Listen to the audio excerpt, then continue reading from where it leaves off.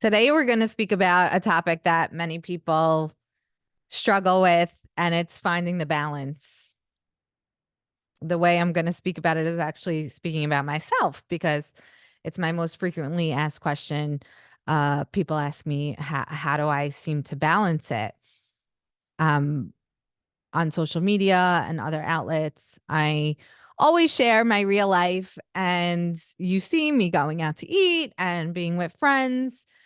I don't only show salads. Of course, I show when I eat the salads, but I'll also show when I know how to treat myself. And this is something that I've found in my close to 15 years of practice that people are missing in their mentality when it comes to weight loss and especially maintaining weight over time. What's important to keep in mind is that the wisdom or the OMG moments when it comes to weight loss is not, can I get you to lose weight? It's a science. If you take in less calories than you burn, then you will gain weight. If you burn more calories than you take in, you'll lose weight, right? On paper, it sounds amazing. It sounds like a true science, but like I explained to clients, it's not an exact science. That's the best way I could describe it. Meaning it should work, yet it doesn't always work like that because there's so many variables that affect total weight, and mentality is definitely one of those factors that affect your success and your long-term sustainability. So whenever you're going through a weight loss plan, remember, anybody could get you to lose weight. You could follow anything to help you lose weight if you just follow it. But if you're not following, number one, a strategy, not just do this or don't do that or drink this or don't drink that. But if you're following a strategy, you want to follow a strategy that you can see yourself sustaining over time in some capacity. Something about it has to make sense to you that you'll keep forever.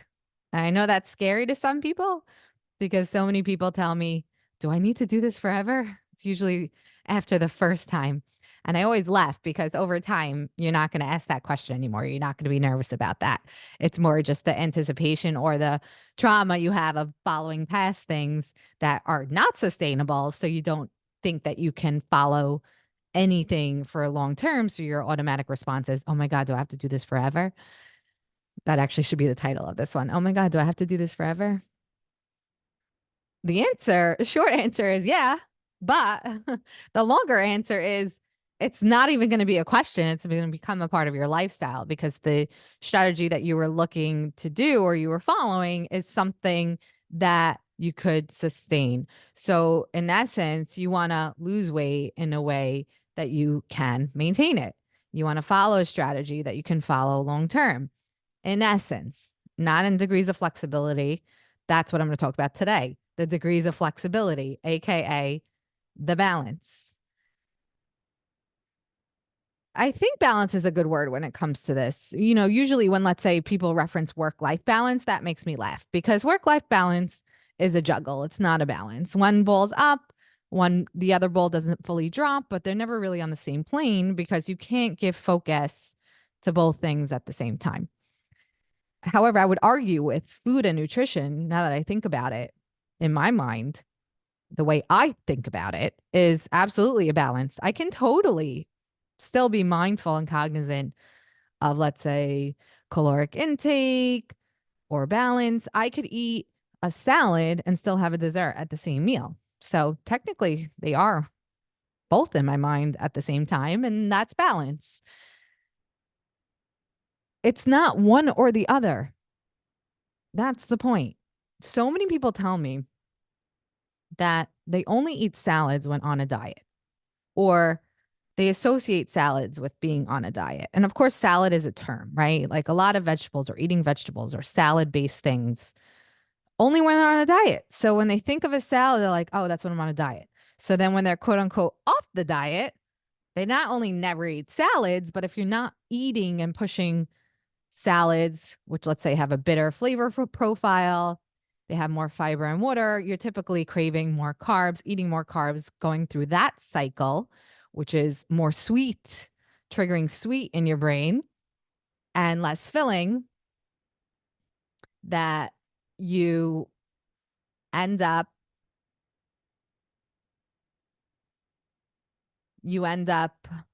doing less healthier foods. And when you have only salads, you associate that with being on a diet. That's problem number one, the mentality that you can't live a life where you have carbs and sweeter things and a salad. Not only the same time, but the same day. Not only the same day, but in the same meal or in the same snack. It's recognizing that salads and, let's say, carbs are not mutually exclusive. They're not one or the other.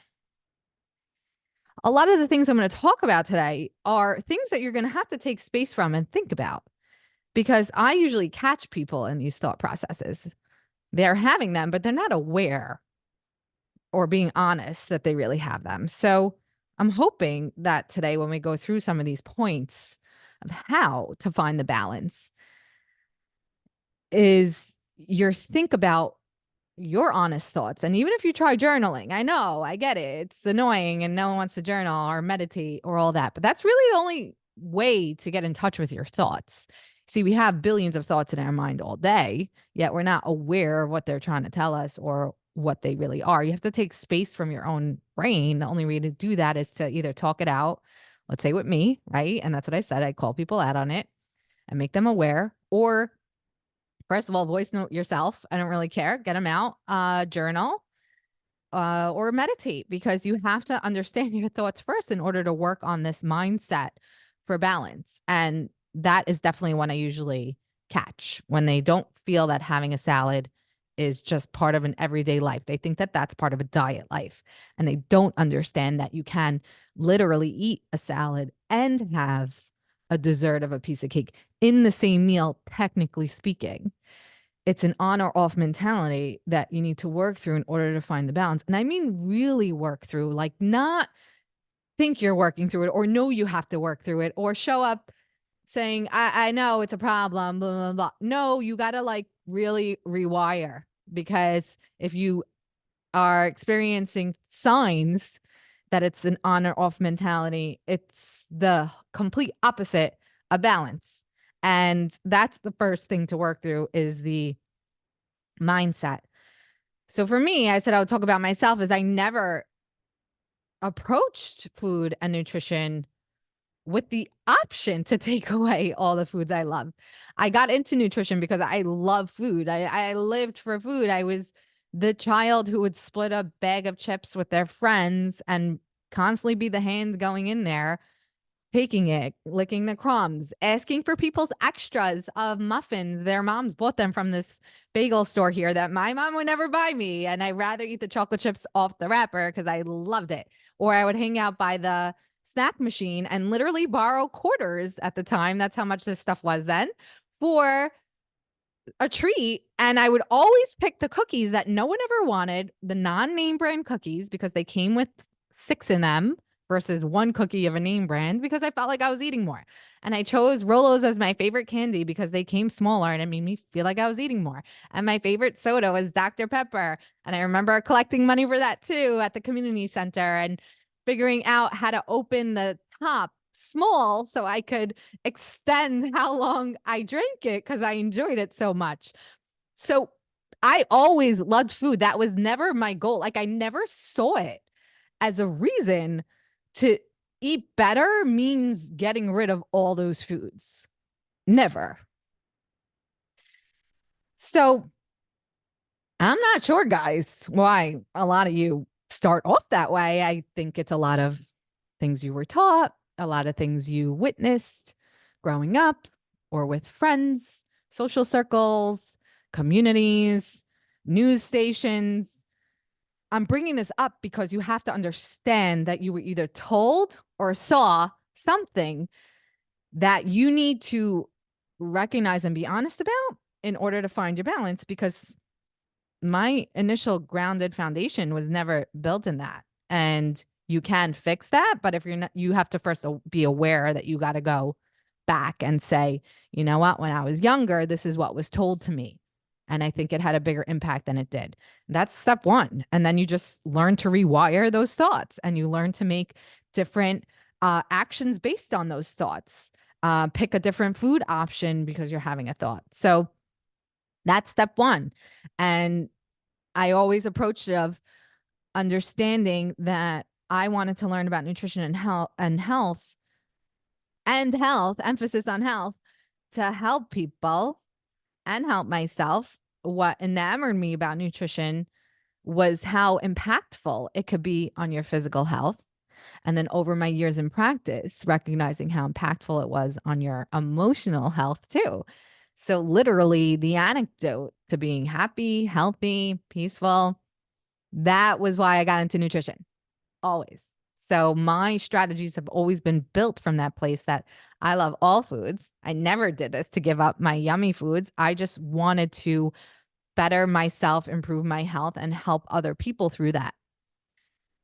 That means I had to then understand the balance, how to then work in foods that help that goal, how to work in a variety of plant-based options to help your health, help your emotional health, literally the happiness diet, omega-3s and salmon and all these foods to incorporate. So my focus has always been not on taking things out, but on celebrating and learning what I should put in to enhance that goal of a healthier well-being, physical, emotional, with food. And that's a balance. So I had more of the unhealthier, junky balance, I guess we could say. And I say that with a smile because it's all relative. It's just different types of food. And then I just learned more about the healthier options that I wanted to incorporate. What that means is my goal was never about a number. Never. Never. First of all, I'm not a math person. I used to get 40s on a test with that sign and return stamp, and I used to like forge my mom's signature. I'm not a numbers person. It never meant anything to me. I think I became immune from the concept of numbers, but I will argue everyone, and I've been in this practice for 15 years, that if your goal is a number and you think that reaching that number will make you happy, reach the number and ask yourself if you're happy, because a number does not bring happiness. And a number does not necessarily mean you will like the way you look, because what you learn through me is there's a concept of body composition. Body composition means that you can lose weight differently. You can lose weight where you're, there we go. You can lose weight and not like the way you look, believe it or not. That's typically when you lose a lot of muscle mass because you're having way too little calories. Your body's literally taking protein from your muscles. And a lot of those quote unquote diets discourage exercise because you're not taking enough calories. And if you sustain muscle, it doesn't manipulate the scale to make you look like you're losing more in numbers. So you will quit their diet and you will look thinner overall, but you'll look drawn, God forbid, sick. You'll get comments. Are you okay? Your clothes will be a smaller size, but when you button the button on your jeans, you'll still have flab over it because you're proportionally more fat versus muscle. So it doesn't even mean you would like the way you look a number. But with our point about balance is that if your ultimate goal is a number, you will not find the balance, because the balance comes from a place where you're recognizing and embracing the fact that you love less healthier options, indulgent options, and are not at all looking to take that out of your life. You're looking to learn how to and what to incorporate on the healthier side to help enhance your goals of feeling good, looking good. Remember, that's not a number, looking good, and improving emotional and physical health. By definition, isn't that balance? You're not taking one away. You're looking to keep that, and you're looking to incorporate more of another. That's balance. So the first thing was recognizing that a salad isn't only a diet food, and you can easily have a meal with a salad and a dessert. The next one was your ultimate goal can't be based on a number. It has to be based on wanting to improve something that by definition means there needs to be a balance. By definition, a goal like improving your health and improving the way you look means that there needs to be two different kinds of foods in your life. The next one I have to speak about is movement. Just like the first two mentalities, there are so many misconceptions about the thoughts around movement. I'm being very specific to use the word movement versus exercise because exercise, for some reason, freaks so many of you out. And again, that's more because of what you define exercise as, what you were told to define exercise at, how you watched your mom exercise, something really negative. Like when people are so against exercise, you have to understand such a visceral reaction to that is embedded in something way deeper than you just not wanting to go take a walk. Whenever there's a big reaction that doesn't warrant something, there's more there. And people have big reactions to the concept of movement. When I get down to it, some of it, I mean, all of it is valid. I mean, feelings are valid. However, a lot of times it would be that, quite frankly, they're embarrassed to go to the gym. They don't like the way they look. They don't like the way things jiggle, I've heard. Look, everybody who's even the thinnest person, when I jump rope, things jiggle. Okay. But they're self-conscious about it. They're self-conscious about their performance. They think they suck in class. So I hear it. First of all, I always wish everyone just said that out loud because you would see that everybody thinks the same way. Everybody to some capacity. I learned to just laugh it off. I just got over humiliating myself. I don't know what else to say, but we all humiliate ourselves. And quite honestly, any expert, trainer, any coach is expecting you to suck. They totally are. And they just love to see you show up and commit. And you only know that and learn that the more you go. So definitely don't feel like that. And then also the fact that people assume that exercise means a certain length of time, a certain location, a certain type. And that's not true. That's not true. Don't even fall for anything. I mean, yes, there's studies when it comes to cardiovascular health. It says 30 minutes of vigorous activity. When it comes to this, there might be a certain recommendation. Sure, there's recommendations. But is the alternative of not being able to do that specific recommendation not moving? Is that what they mean? Is that what they mean? Oh, well, if I can't do an hour of vigorous activity, I'm going to do nothing. No, that's not what they mean. In fact, what's frequently and consistently quoted, and that's typically the type of nutrition and fitness and wellness advice that you should follow, not the newest thing that you've never heard of before. Things have been around forever. Yes, if it's modified or evolves, absolutely, that's science, but not something brand spanking new. It's usually red flag for me. But walking.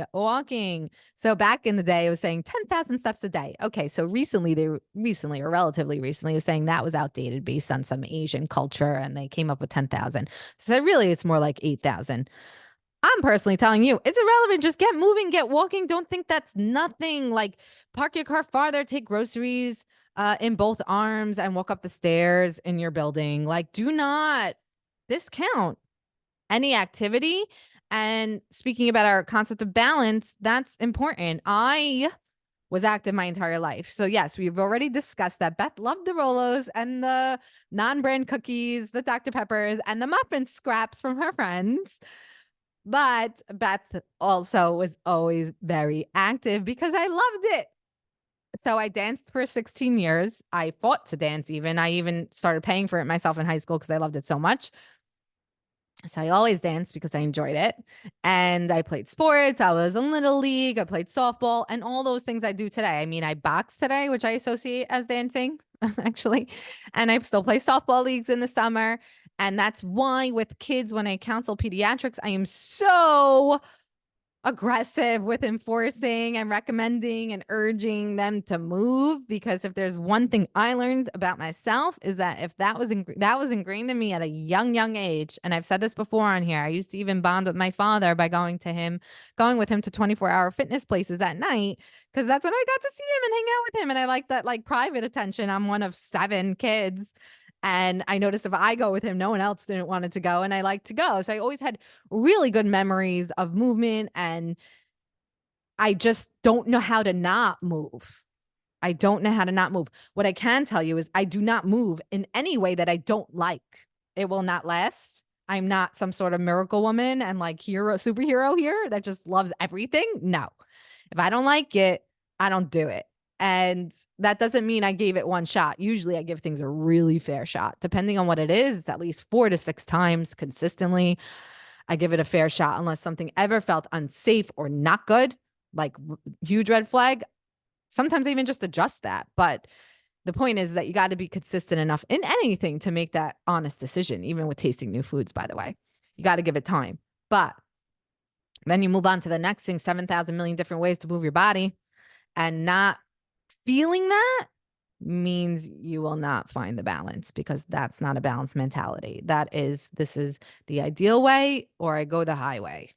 And that makes no sense. Imbalance. Intuition. This is a big one. What's nice for me, and that sigh was more about wishing I was trusting more of my intuition in other areas. Look, like I'm speaking to you because I found it with nutrition and health. It doesn't mean I don't struggle with these things in other areas by any means, but I am able to empathize with your struggle because, number one, I found the balance, and two, I feel it in different ways. So I get the challenges, but I always had a very strong intuition, and I always recognized, I don't know, something wasn't right about when I would hear people talk about weight. Of course, I'm a girl. I used to have high school friends that eat pretzels and diet sodas, and that was it. And I remember sort of looking at them and be like, aren't you hungry? Like, what's happening? Or, but and it's not that it didn't like give me like a annoying feeling in my mind. It's not like I didn't feel like, that's like annoying, or should I be looking at my food? Like I was a kid. It's not like it didn't affect me, but still my intuition ruled out. It's like, but I'm hungry. Like, I'm just going to eat.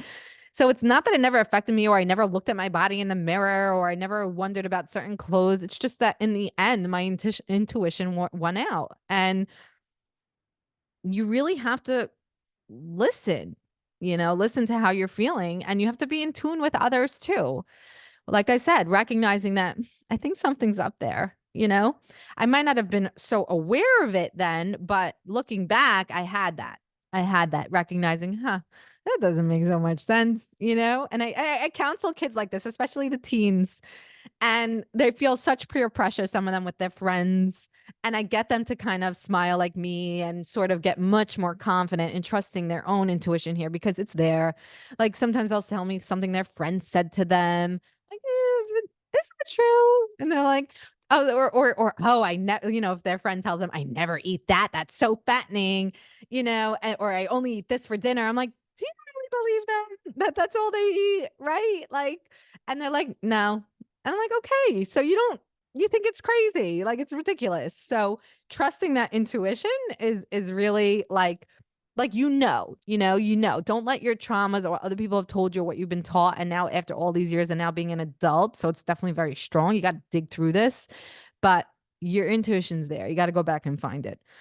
A strong sense of spirituality, and a connection to God. So in a lot of self-help areas, whether you believe in God or not, they all say something about a higher being. Like there's an essence here that you have to think of something beyond yourself, because it's the only way to really get through any challenge or anxiousness or chaos. It's really the ultimate fact. Like you can't always know, or you have to like reach out like on a higher level for like help or assistance or to understand something. And I've always had a very strong connection for me to God, and very spiritual in the sense where I recognizing that something's not as it always seems, or let's dig deeper. I mean, it's also what made me a unique and hopefully great dietitian, is because I know that there's more.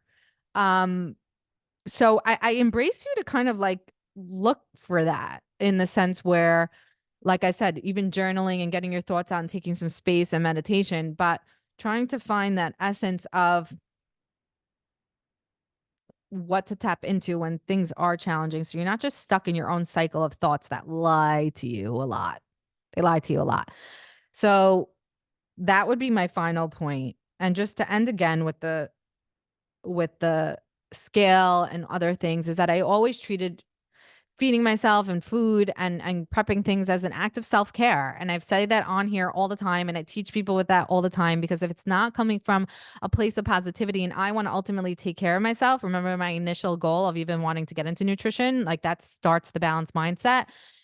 If you don't treat it like self-care, it's just so negative and restrictive and damaging, and even for your mental space. So really try to find the feel good aspects of eating well. And I promise you, your weight will follow. I promise it will follow. I promise. It's real. These are the grounding factors. I speak about these in my books. I have Living a Real Life with Real Food, and I have Secrets of a Kosher Girl. Both of those books are very helpful, helping you find this mindset that can help the balance. So of course, we work with a structured plan that first. I hold your hand. I tell you what to eat. I do what you want me to do. I give you a list. But over time, I want you to know that my whole goal and the part of the process, if anything, the most important part of the process is trying to find yourself in the strategy, recognizing things you missed, things you actually realized you were doing because of the way you were eating before, not because you needed them. All these things that start coming together, like the pieces of the puzzle of your life, literally start coming together in the proper plan. And that's how you should approach weight loss, so that you can find the balance and actually maintain your weight.